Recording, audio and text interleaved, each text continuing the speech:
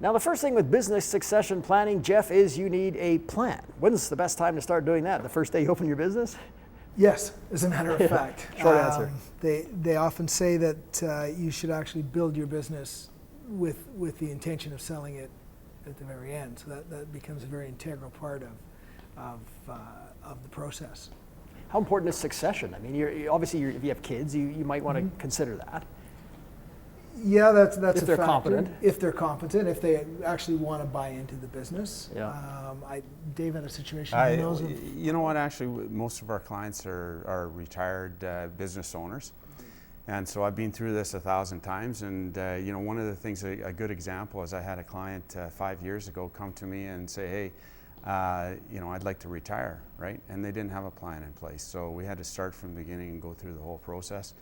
And that included, thank goodness he had a son that was actually in the business and had some skills.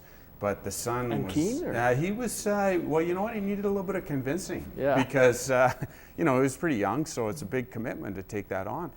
And so, in the past 5 years, he's now at the stage where he's just working part-time and he's transitioned out of it. But having had a plan in place and gone through this, I think it would have increased his flexibility and maybe reduced his stress a little bit, because it can be pretty stressful when you've got, you got to figure out the financing and all sorts of stuff, and you've got the cycle of the business and well, hopefully you've got Dad to teach you. Yeah, that's right. Respects, right? Jeff, what are some of the elements a business owner should consider when they're looking at moving on? Some of the things that they need to consider are for selecting and grooming somebody to actually take over the role. That could take a while. Yeah, that could.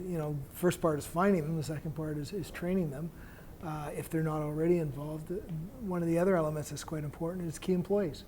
Often they're an integral part of the business, and so they need to be part of the process. You could also sell the business outright, right? Yeah, that's right. So you've got to get business valuation, you've got distribution of ownership, you've got retirement and estate planning considerations, you've got shareholder agreements and all those sorts of things. So there's a lot of things that are involved in actually making that exit happen. We've got about 30 seconds, David. Yeah. A checklist is a good example. I've got one right here. So and it's online. It's online on our website, yourlifeyourplan.ca. But one of the things that you can do first is you can go in, do the retirability score, see where you're at. But in addition to that, this checklist covers 3 areas. So the planning and preparation phase has a number of questions that are pretty useful: transition process and post-succession phase. All right, guys, thanks for joining us. And if you own a business, these are the guys to talk to.